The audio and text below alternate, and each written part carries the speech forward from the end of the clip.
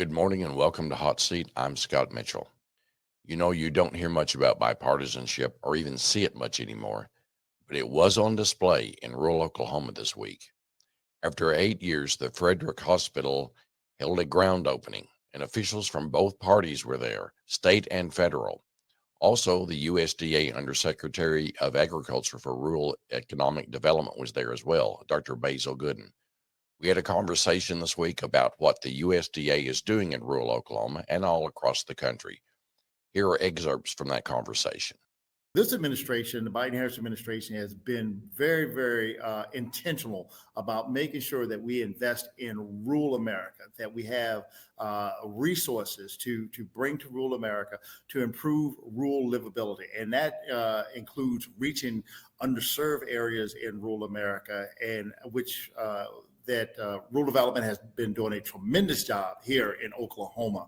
So certainly under the leadership of Kenneth Corn and his great team, we anticipate that there are going to be continued great projects, great initiatives, whether it's through rural housing, where we have a housing program to really bring clean, safe, decent, affordable housing to rural Oklahoma, or whether we're talking about high-speed internet, broadband, big issue across Oklahoma and across the country as well. But also, let's talk about infrastructure, making sure that there's clean water, and then wastewater treatment plants, facilities as well. So this administration really has invested heavily in rural America, and really they're holding rural development accountable to make sure that we're getting these funds out. And we can certainly expect that to continue into the future here in Oklahoma and across the country as well.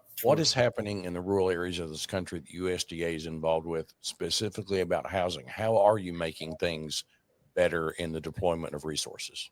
Sure. Excellent question. Thank you so much. In 2008, we saw the housing boom and the impact that it's had on the nation.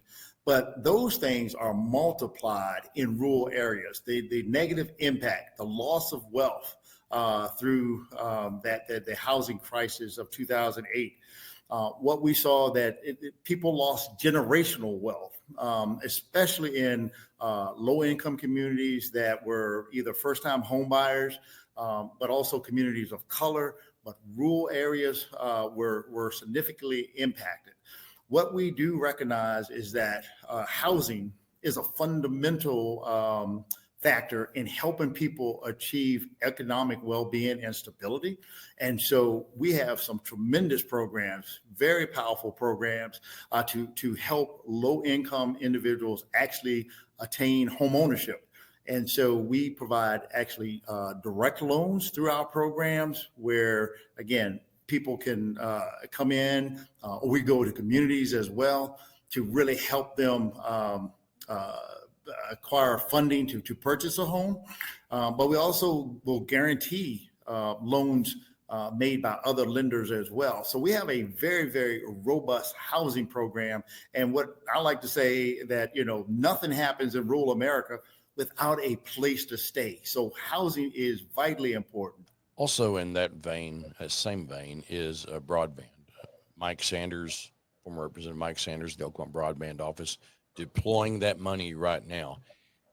In terms of your job as Undersecretary of that USDA, how important is it to get this country and that infrastructure money, that broadband money is being deployed?